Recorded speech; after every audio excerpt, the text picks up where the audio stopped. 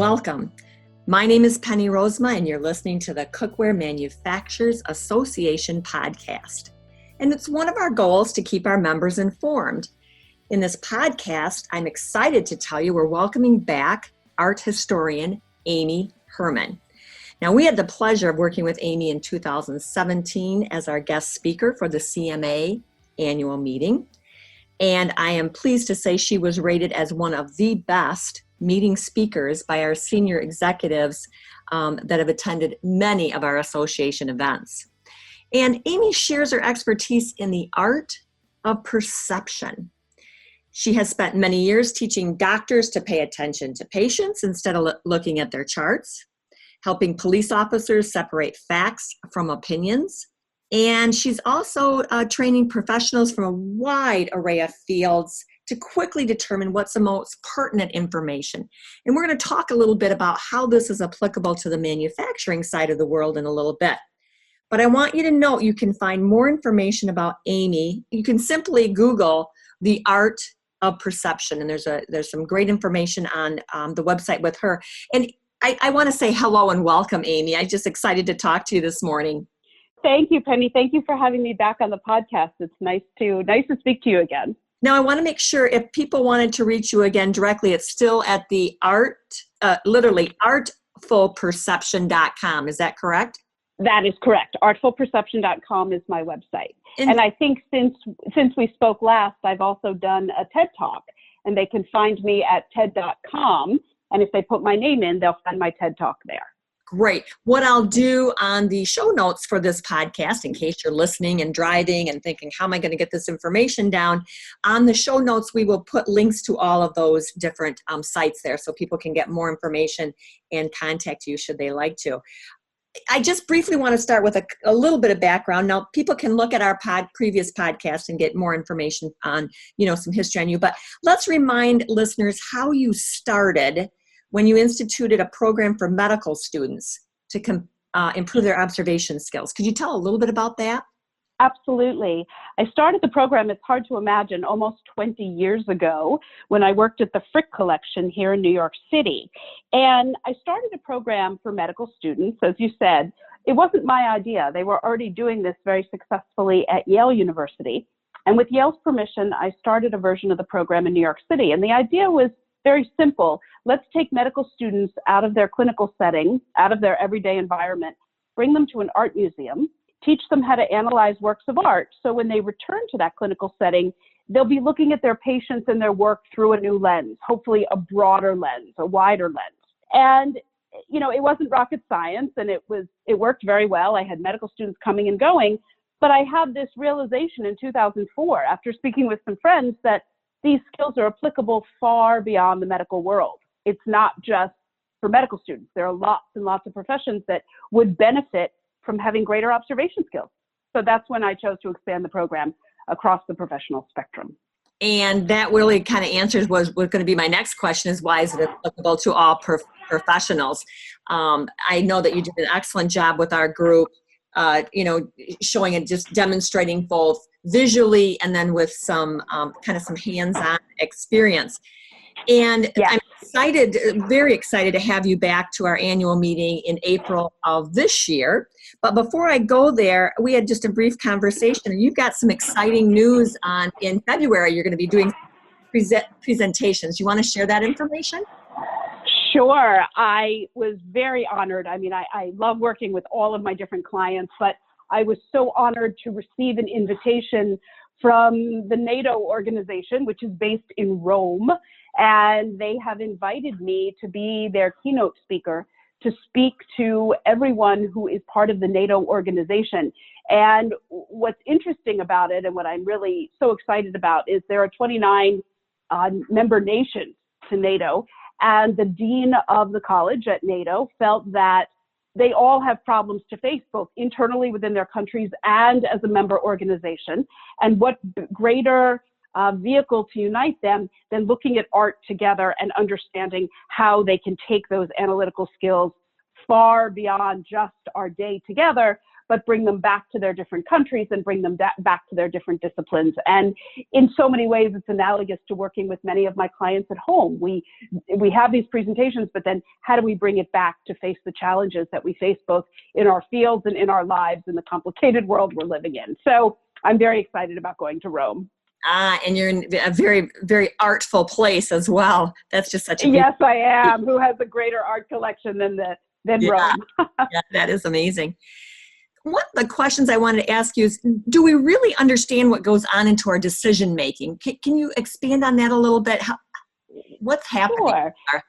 Well, the original presentation of the art of perception talks about how we use art to expand our observation, perception, and communication skills.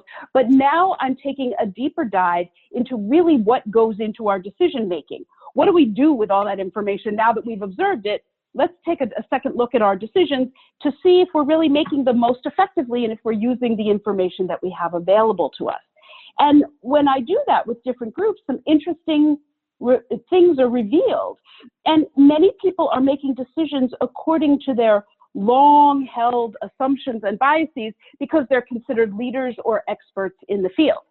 But what happens is they don't see the new information or they don't see the multiple perspectives that are available to them to actually help them make more effective decisions. So I think the decision-making process is complex, but we revert to what we know and what has worked in the past, and that doesn't always serve us well. How true. I think many of us early in our careers can think of times when that specifically has come up when we're working with leaders. So this is going to be a very interesting conversation, and looking forward to diving into that a little bit deeper. What role do assumptions and biases play then in our everyday decisions? They play a huge role, and sometimes it's bigger than we think it is. If something worked for us in the past, we will often default to it, especially people that are leaders or seasoned in their field, and they say, to use the common words, been there, done that, I can solve this problem. But the problem with making decisions based on the past is we're not in the past anymore. And yesterday's solutions are not going to solve tomorrow's problems. It's a reality with innovation and technology and the digital world. The substance of our work might not have changed, but the vehicles for communication within our world have changed for everybody. So it is really imperative that we address the biases and assumptions and way that we've been doing business and doing things for years to make sure that they're really the best way to make decisions, because we have all new considerations. We have diversity and inclusion and multiple perspectives and technology. Everything has changed. And I don't think we need to upend our businesses. We just need to broaden our perspective and look at our biases realistically and say, maybe this isn't the best decision to make. Maybe I need to rethink, and even better, maybe I need to discuss this with my colleagues.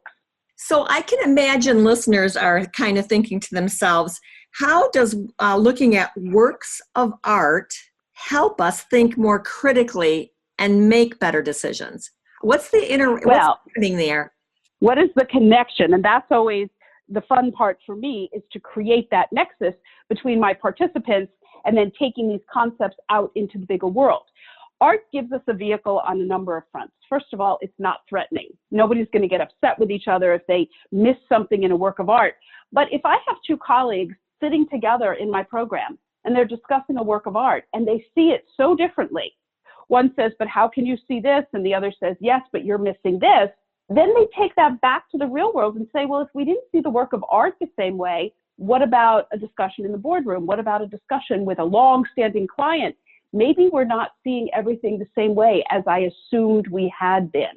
And maybe it will open the door to help them have more fruitful discussion when they get back to the working world. And so I select works of art that are complex and provocative and challenging and sometimes not easy. And we take a deeper dive now and say, okay, this is a safe space to talk about what you see and what you don't see.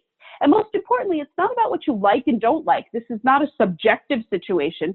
This is looking at works of art as objectively as possible, because I want people to address problems and issues in the workplace with that same level of objectivity. So art provides this wonderful vehicle. I have unlimited resources, thousands and thousands of slides, old slides, new slides, and it lets people use it as a vehicle to rethink those biases and assumptions. And I heard you say after they've gone kind of through this process of, oh, I see that piece of art differently than you do. How did you see that? What resonated for me in our conversation before, and also again, I'm trying to bring this information to participants who may not have seen you before, is how bring it back to their world. That's a key point that I think really helped the participants last times, is they could start thinking of ways to apply it in their own manufacturing world, which was great. Right. Good. That's the whole point of my presentation, Penny. You can have presenters and you can have presenters with impact. And I feel that if you don't have impact, your presentation can only go so far. And so the title of my second iteration is called Foresight 2020.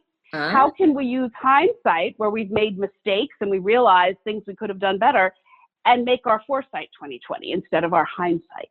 Yeah. And so what I try to do in this, what I aspire to do in this second session, is to not only give people the tools by looking at more complex works of art and give people the tools for more complex problem solving, but we actually debrief at the end and talk out loud about what the takeaways are. Where are you going to use this? How are you going to use this? With whom are you going to use this? And what were your shortcomings and what were your successes in the program? And again, we're talking about art, so nobody's judging each other.